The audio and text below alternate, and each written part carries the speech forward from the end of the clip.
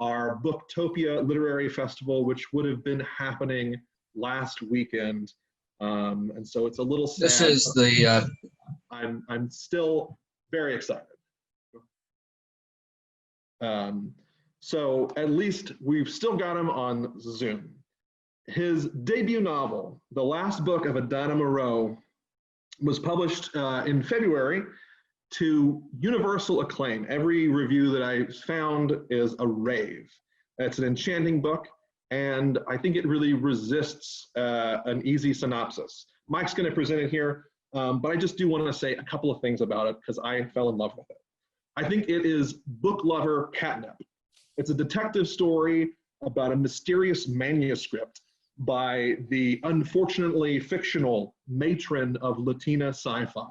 So it's just amazing. It's these things that you want to exist. It's full of these wonderful flights of the speculative. But the novel craftily anchors them in these fictional narratives inside it, stories inside the book. And I think it's a brilliant move because it keeps the real tragedy of history shocking and horrific. Because on a fundamental level, I think The Lost Book of Adana Moreau is about immigration. It's about 100 years of diaspora, from the initial explosion of colonial violence that sends Adana Moreau to New Orleans as a refugee, to the devastation of Hurricane Katrina that is at the climax of the book, and it's really sort of apocalyptic. But beyond that, I think it's really hopeful too. It's about how storytelling reaches across time and across cultures. So please welcome Michael Zapata. Thank you, everyone. It was such a joy to be here with you tonight. You know, I always, if we're not able to do it in person, I'm just happy to see so many readers, readers of all books. And you know, when I sat down to write this, my central thought to the novel that I hoped held true through the years that it took to write it was that it is, as you stated, it is about immigration. It is about exile. At the core of it, there are characters throughout the 20th century and the early 21st century who are exiled for environmental and ecological reasons, for religious persecution, for political reasons, for exiled sort of being first generation in the United States and living in a liminal space is a few of the characters find. But essentially it starts off with a Dominican girl in 1916 in the Dominican Republic when the American Marines invade. She, her parents are murdered during the guerrilla war that happened. She ends up in New Orleans, married to a self-proclaimed last pirate of the New World. And so it becomes, in that sense, it becomes sort of an exile inside of an exile, because New Orleans itself, as many people know, is where so many refugees, so many exiles ended up. I always call people who go to New Orleans from all the other states as expats too. So you have this Dominican woman. She ends up writing a cult classic science fiction novel. It has local acclaim, some national acclaim. During the Great Depression, not giving away too much, during the Great Depression, she passes away, but not before almost completing sort of her magnus opus, which was the sequel to that. She does destroy it, and we don't hear from it again until 2004. An Israeli exile who's working as a concierge in a Chicago hotel finds a 900-plus page manuscript titled A Model Earth, written by Adana Moreau, into his grandfather's things after his grandfather passes away. So it does become this literary mystery that threads through the exile of the 20th and early 21st centuries. So thank you so much for those words. That was so well put. The review that you had was really heartrending, and seeing that was just so amazing. So thank you. Of course, Michael. I think it's wonderful. Did you want to read a little bit of it? I believe you wanted to have a couple pages or a couple sections. Absolutely. Let's do that. Yeah, we will. You know, I'm a big fan of starting something from the beginning. So we'll just jump in. I'll just read a couple pages right away from the beginning. And this is from the first chapter, which is called The Dominicana. It takes place in May 1916 to August 1930. His father was a pirate. He had black skin and was a pirate, and regardless of his occupation, or maybe because of it, he was charming and warm-hearted and loved listening to most anybody who had a story to tell. His mother was a servant to an old Spanish sugar plantation family just outside of San Pedro de Marcoy. It was said she had Taino blood in her veins and never lied. She had long coffee-colored hair, and all she had known her entire life was the plantation house where she worked with her mother, the seas of the Antilles, and her parents. On May 16th, 1916, the American Marines landed on the island, and her mother and father were killed in the ensuing guerrilla war waged by the peasant caballeros against the Marines, who, according to her father, were nothing more than tigueritos, hired by greedy American businessmen who wanted to force them off their land to expand the sugar plantations. The night before her parents' death, she had been half asleep watching an ashy-faced owl perched outside of her bedroom window when she heard her parents in the kitchen. She got out of bed. It was nearly midnight. "We should leave now," her mother said. Her father put his finger to his lips, and her mother nodded. "In the morning," her father whispered. Her father and mother stood in the kitchen and held each other, and she noticed there was blood on her father's pants, and she understood then that her father and mother were caballeros. When her mother spotted her over her father's shoulder, she smiled and went to her.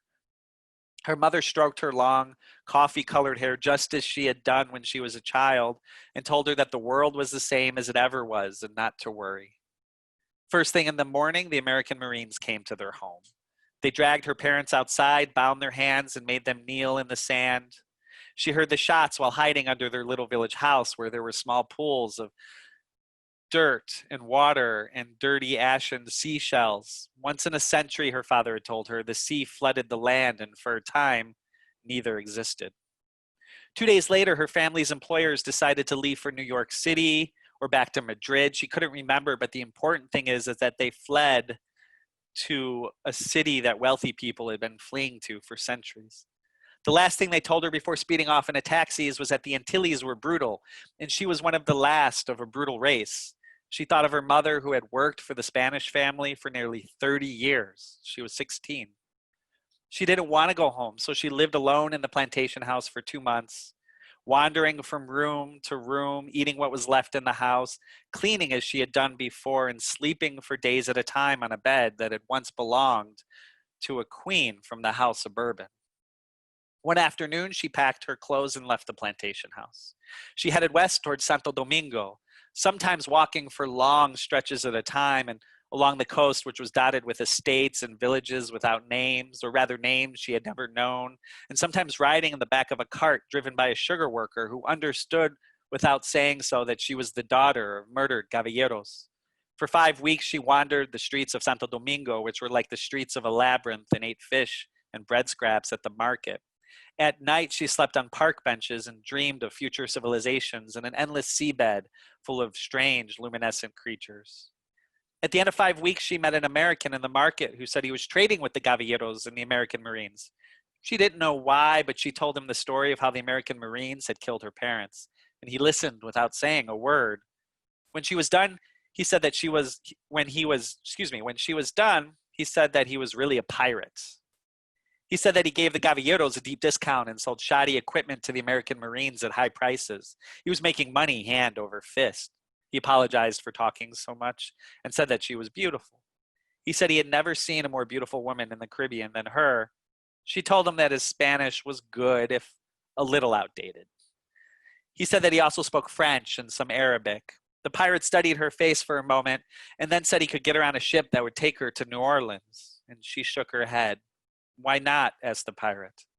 "Americans are greedy tigueritos," she said. "They're shit. And me? I don't know. I don't know yet. Maybe you're shit. Maybe you're not shit." Still, she decided about her prospects on that occupied island and decided to leave Santo Domingo. On the ship voyage, she met a boy who looked out of place. He had deep sky-black eyes. When she asked the boy where he was from, he said he was from nowhere. "So you're an orphan," she said. "An orphan," he said, and smiled politely. "Like me," she said. Like everybody, she thought. Orphans are all the world really has left. For 4 days, she lived on the deck of the ship and slept near the orphan boy. She listened as he talked about war and mechanical soldiers and an eternal library that he would one day discover and never leave. He's mad, thought the servant girl. He spoke Spanish well enough, but sometimes he sang a song. He sang in a language that she didn't understand, and the songs were like a melismatic trance. And one morning in the middle of a song, he stopped singing and told her that the ship was entering the eye of the Gulf of Mexico. How do you know where the eye is? She asked the boy, teasing him. Just look, he said, and shrugged. The sea was deep blue and alien and as vast as the sky. And she imagined that in the distant future, the end of the world would have its origins there, and for some unknown reason, this put her at ease. When the ship arrived in New Orleans, the pirate was waiting for her. A few days later, he asked for her hand in marriage, and she said yes. On April 7th, 1920, Maxwell Moreau was born in a one-room apartment near the Barrack Street wharf. His mother labored for 17 hours, and during painful bursts of activity, she squeezed her eyes shut and tried to focus on the smell of coffee and bananas and boiled crawfish and the blows and whistles of faraway ocean liners. This was something, she thought, that all mothers giving birth in New Orleans probably did. When Maxwell Moreau finally came out, the pirate knew that his son would not be a pirate like him, spending his life on the surface of the sea, a loud and violent sea that swelled with creatures and myths that drove men to early deaths or worse, to an asylum. He swore to it and told his wife that their son had ochre eyes, which were the pigment of the earth.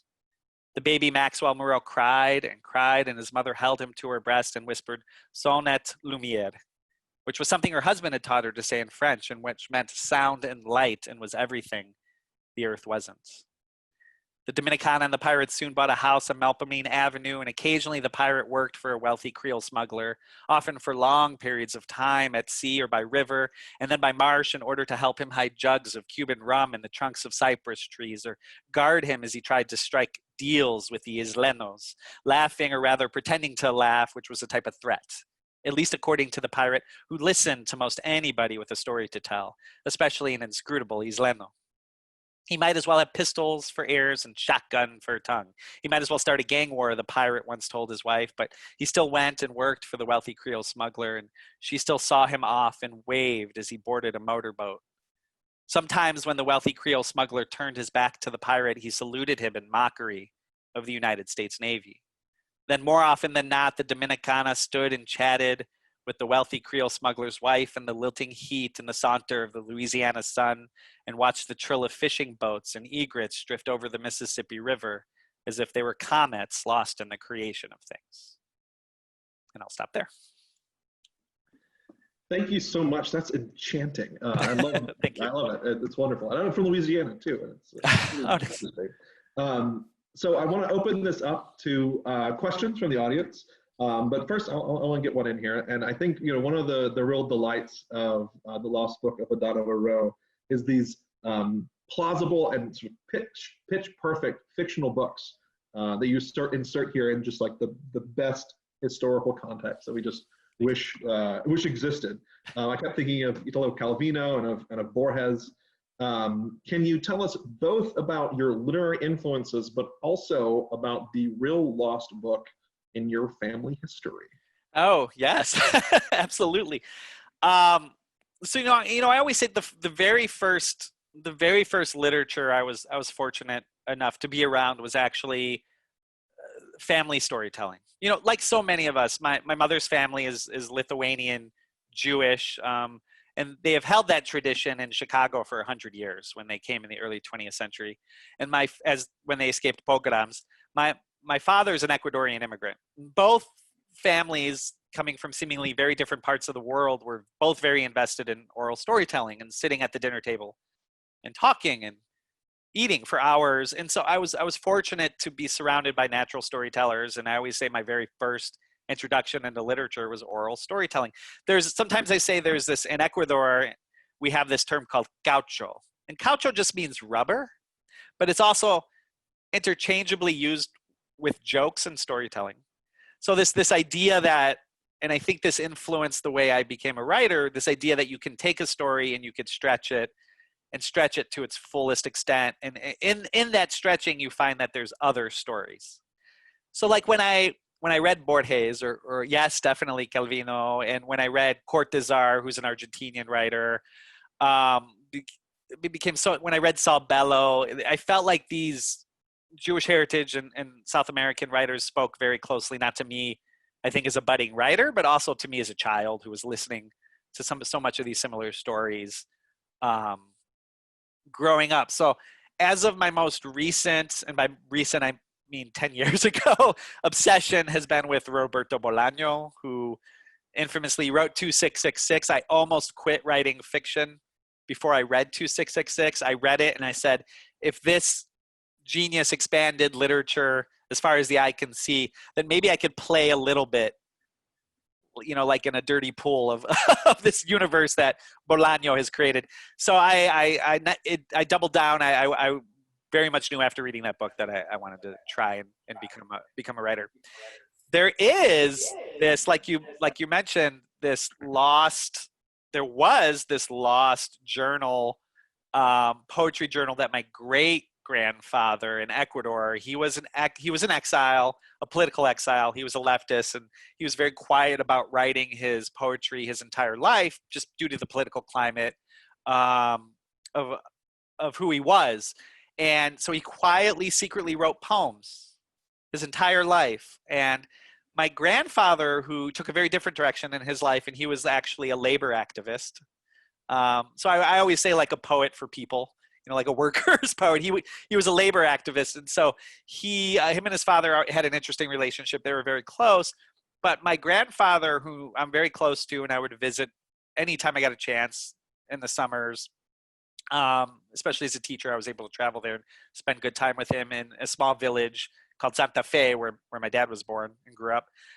He occasionally remarked to me, this was maybe about 11 or 12 years ago, that his father wrote poetry and there was a manuscript of his somewhere.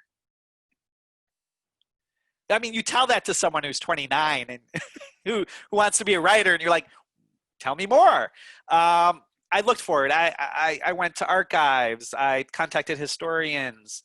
I just spent time like searching through my grandfather's things, and he would just laugh, as I was like digging through old farmhouses in the village looking for what this could possibly be. And then, strangely enough, it wasn't until years and years later, during my grandfather's 100th birthday party, I sadly couldn't go because we were expecting the birth of my second son. This was in August, but my mom went, my dad went, the whole family went, and they had this massive, massive celebration. On the eve of his birthday, my parents gave my grandfather the advanced copy of my novel. And my grandfather, like a weird, surreal strike of lightning, remembered exactly where the book of poetry was. It was in an old farmhouse across the alley from where he lived, almost cemented between old magazines of labor magazines that my grandfather had collected over the years. My parents, and like the greatest act of boring love that I could think of now as a parent, is they spent an entire afternoon copying page by page the 476 or so page manuscript of it's his journal, and it has just an enormous amount of poetry, and I'm painstakingly working through it with the help of some translators. Lost and found. It becomes this sort of like self-replicating mimesis, and and I don't know what to do with it. I'm just beyond honored and accidentally to have it, and so thank you for asking. It was such a recent discovery. That's fantastic. Yeah, I read about you read a piece about it, and it struck me. It was your piece about the sort of books that had been almost lost to time. Yeah. Does anyone else have a question? You feel free to chime in, raise your hand, or the little emoji hand, or write one in the chat should you have a question. Speaking of the piece you did about forgotten books, or lost books or almost lost books, are there some of those that some more memorable ones you want to enlighten us about or tell us tales of? Oh, as far as from the article, or from, yeah, it's interesting to me, this idea of like books that are almost lost, and you find so much of that, of course, in Eastern Europe, and we have so much early science fiction, especially of the Russians, that accidentally or sort of like subterfuge made it to the American New York publishing world in the 40s and 50s. I'm thinking of We by Yazeptin. I could never say his last name, but it's a classical science fiction novel called We. A lot of that is happening now, of course, in Latin America. It's not so much that these books have been lost, but there's this wonderful novella called They Have Fired Her Again by Claudia Hernandez. And it's not so much that there was political oppression or anything like that, but it's this just beautiful novella that was almost lost just by sheer process of immigration. Those people who potentially don't make it on the American shores, and they try to, and they become writers. And I think about that all the time, the stories that are untold due to the process of how we become Americans, and those people who are able to tell their stories and those who don't get a chance to. But I'm always obsessed. I'm very much obsessed with like this concept of lost manuscripts. And I actually am trying to reread Don Quixote right now. And the opposite of lost manuscript is it blows my mind that Don Quixote gets so mad because there's a book written about him. In the second half, for those of you guys who haven't read Don Quixote, I highly suggest it. But the second half is Don Quixote gets flustered with his fantasy and flustered with reality because he finds that there's a writer who has written his travels. And so I think about the ways in which lost manuscripts and found ones sort of impact our own realities. So such a good question. You see, Scott asks, where can we find the article? And I think I have a tab of it open. I'll find it and put it up here in a minute. One of the other things that struck me about the Lost Book of Adana Moreau is you have such a breadth of knowledge of sci-fi, going all the weird tales, and you as I said, these pitch perfect things you slide in. What are some of your sort of favorite sci-fi things texts that we might not be familiar with if we're just literary fiction readers or bounded by genre? Yeah, you know something I found, and this is very popular, and of course, actually, this is very well known. But I started kind of going off on I revisited Isaac Asimov's Foundation series, which is very popular. It's very seminal, but that sort of led me to his scientific essays, which are much lesser read. And what I found, what he built into some of those scientific essays, is almost an unrecorded history of science fiction. That you have Asimov writing these science fiction essays, predicting, people will say things, like satellites, for example. We had Isaac Asimov would work with scientists to predict these ideas of satellites. So I became, in the writing of The Lost Book of Adana Moreau, sort of obsessed with this idea of like, how much does science fiction, and this is pretty a common thought, but how much does science fiction project our futures? And how much does it offer, the question of what if?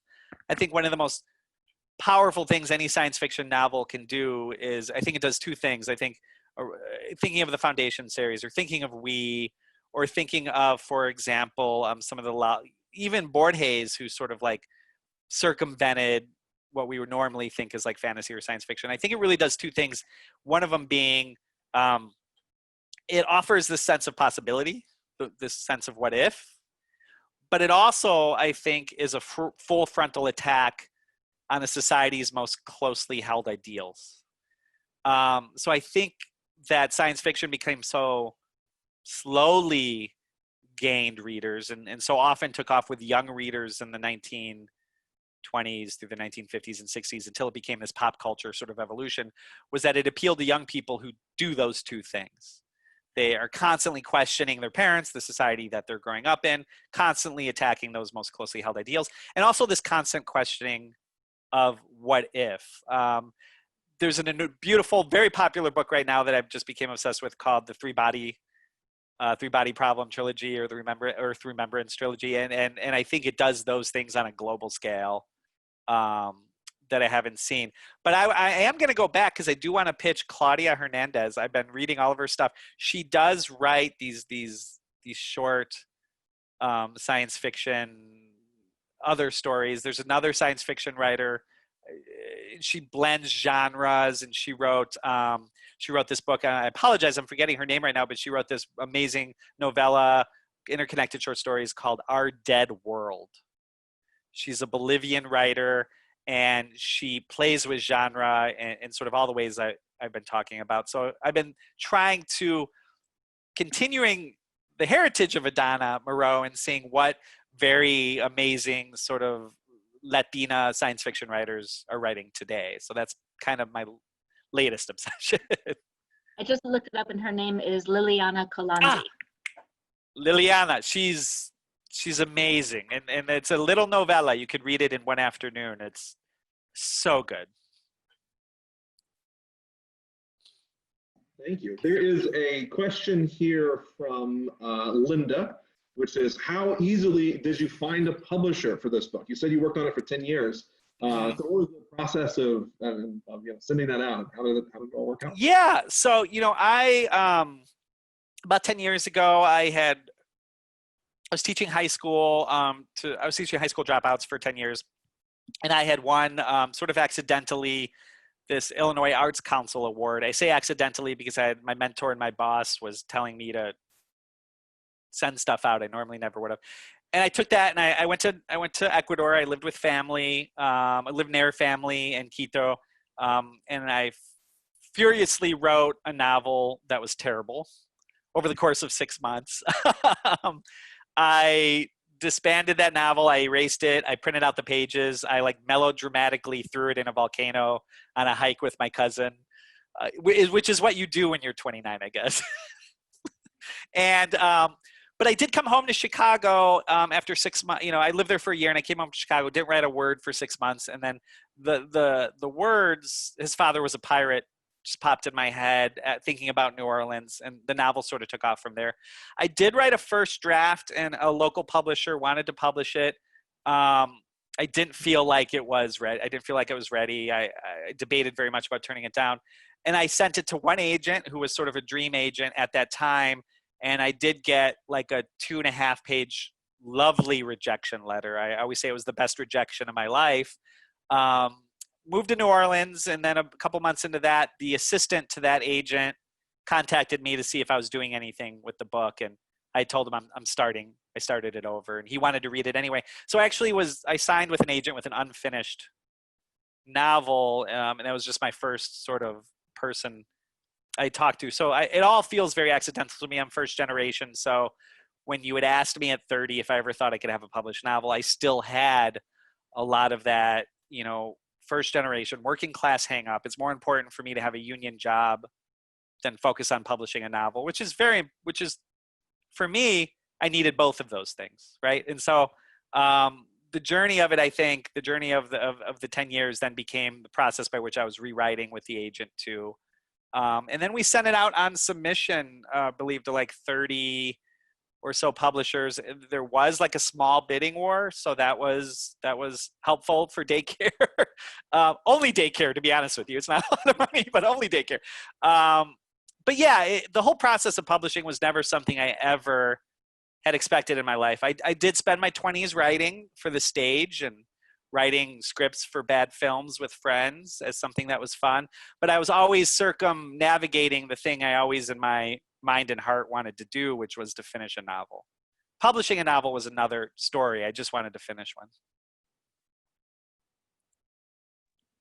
There's another question here from Linda. Are you a plotter or a pantser? Meaning, do you plot out the narrative, or do you fly by the seat of your pants? Yes. A little bit of both. I tend to write very much sentence by sentence, and I only want to see maybe like 15 to 20 pages ahead of me. So I do plot somewhat, but I only do it to the extent that it's the 20 pages that I feel like I can get to within a foreseeable amount of time, if that makes sense. I am working on a second novel. There's some more plotting happening that I tried, and it's kind of all going out the window. So I just think I'm going to go back to trying to write sentence by sentence. All right, So Sue would like to ask a question. So Sue, I'm going to unmute you if that's okay. Okay. Okay. Hi. Michael, I really enjoyed the book on audio. Thank you. I used to live in New Orleans, and I was really struck by the way that you captured the character of the city and really the whole region of Louisiana. You just mentioned a moment ago that you moved to New Orleans to write the book. But I was did. curious, what inspired you to set it there and to move there? So when I was 20, I came into $500. I won a Halloween contest. And the first thing I did was drive to New Orleans, and I don't know why. You just do those kind of things. At 20, showing up in New Orleans was sort of seminal to my life because I sort of developed a relationship, like you said, with the city as a character. I came back 2 or 3 times a year for every single year until I moved there when I was 35. When I first stepped in New Orleans, something I think that I've been thinking about more recently after the book was published is how familiar it felt. There was comfort in that familiarity, and I think that was because I spent so much of my childhood in Ecuador, visiting family and going to the big cities and living there over the summers. And it felt to me very Latin. It felt to me very Latin American. So I became confounded with the fact that how did I not know, even though I was only 20, how did I not know there was a Latin American city in the United States that I could get to in a car in like 12 hours? But as I got older, I started visiting the historical societies more, the museum. I started sort of wanting to uncover the history of it. The interplay of the Spanish and the French and the American empires makes New Orleans, as we all know, a very unique parallel universe, a very unique place, and not only American history, but I think in the Western history and for sure in global history, in the sense of so very few cities, port cities, have had this confluence of empires happen so rapidly. And so what that led to is a connection to Latin America that I surely had even when I was young. I became obsessed with it. I became obsessed with the culture, how music and literature seems to spring from it over the past 200 years. It truly became a second home. In 2015, I convinced my wife. Well, it didn't take much convincing. She fell in love with the city too. And we moved to New Orleans for a few years. I moved down there without a job. I ended up getting an academic advising job at Tulane University, which the Latin American library there was the secret that that I spent so much time there. But the city itself was very familiar to me. The carnival season lasts 6 weeks, like it does in Ecuador. The convergence of languages. I found that there were a lot of Cubans and Brazilians and people from Mexico who were living there, and I instantly felt like I had a family, and my wife too. So absolutely fell in love with the city. My firstborn son was born during a tropical storm, of course. As much as we adored the city, it's a very tough place for teachers. My wife's a teacher, and I didn't grow up with grandparents, and I wanted my son too. So we did come home to Chicago. I equally love Chicago for some different reasons, and so those two places are always my first and second homes. And always love to hear from readers who have lived there or have an obsession with New Orleans or visit, because it is a parallel universe. I think the metaphor is not even a metaphor sometimes. I think it is. It is and is. I think you're right about the parallel universe. In New Orleans, it has that special vibe, as you were saying. Speaking of parallel universes, it feels kind of like you're an expert on the parallel universe we're living in right now. We were talking before about raising kids at this time. What were you were sharing with us what was going on with your 8-month-old and your almost 3-year-old? How are they doing? Yeah, it's interesting. I read a lot about the Great Depression. Obviously, the book centers around some certain disasters and political volcanoes like the Russian Revolution, like Katrina. But the Great Depression itself, which was very much this human-made disaster, and capitalism has a tendency to create its own disasters and profit from them, which Naomi Klein, who I love, calls disaster capitalism.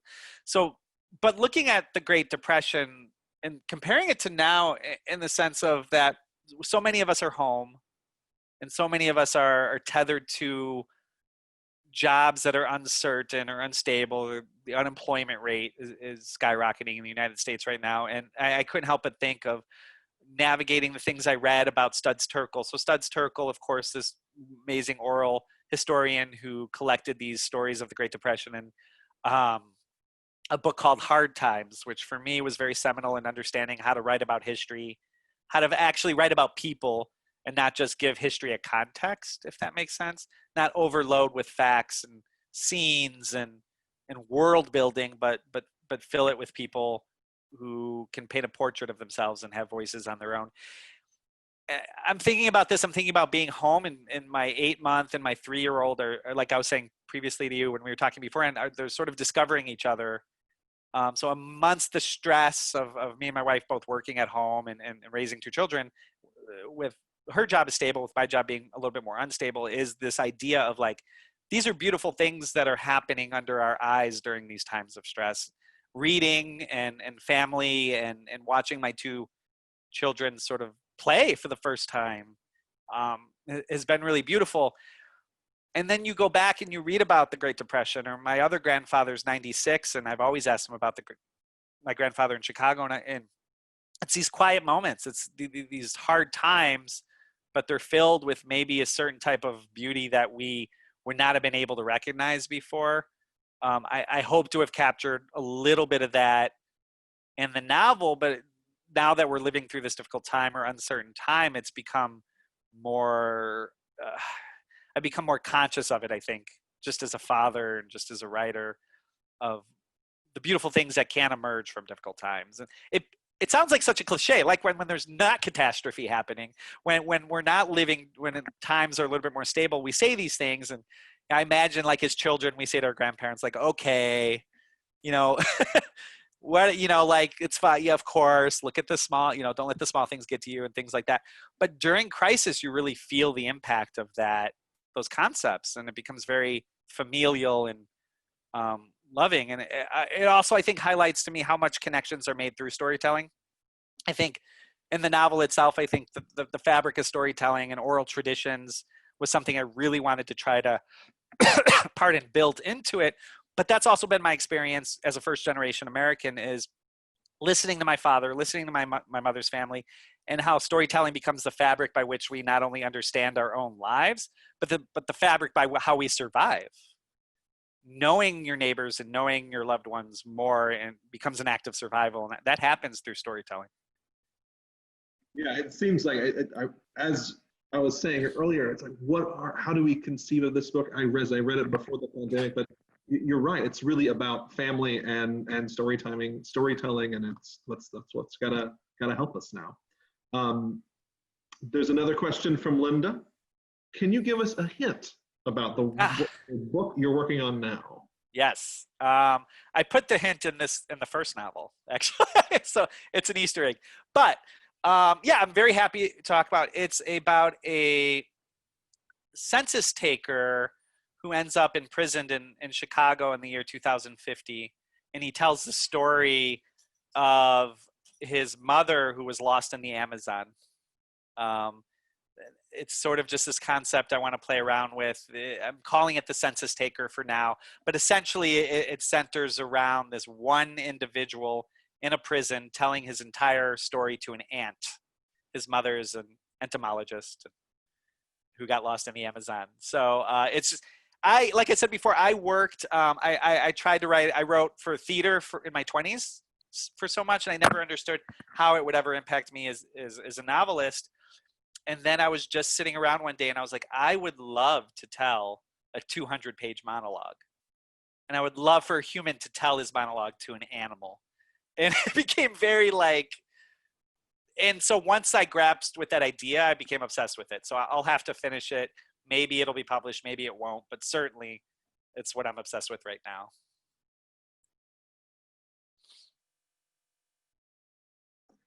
Linda also wanted to know if you are writing down any of the stories that you hear from your grandfather. Yes, absolutely. So much of the stories, a lot of the influence in the Lost Book of Adana Moreau that takes place in Maxwell Street in Chicago. Some of those stories were from my grandfather. Yeah, I spent a good deal of time talking with him and interviewing him. He's this amazing South Side Jewish, what we call gas station intellectual. He worked and part owned a gas station, but mostly that was always very shaky. But he would do that and then secretly, without telling his friends, go to the opera with his wife, my grandmother, right? So we call them in Chicago, sometimes we call them gas station intellectuals because he's brilliant. He is influenced. You know, he he would show up to my house with like a birthday gift when I was like 13, but it would be like collected Shakespeare, or it would be like The Island of the Day Before Us by Umberto Eco, which is a deeply philosophical, difficult novel, but he would give it to me at 13 and in a very Chicago way be like, you should read this. You know, not even tell me about it, but just give me this. So his stories have impacted the ways in which I did research, for sure. Yeah. Thank you for that question. That's meaningful. One of the traditions we usually ask of Booktopia authors is, what are some books that you recommend to us? So Mike, what are Absolutely. books you'd like to recommend?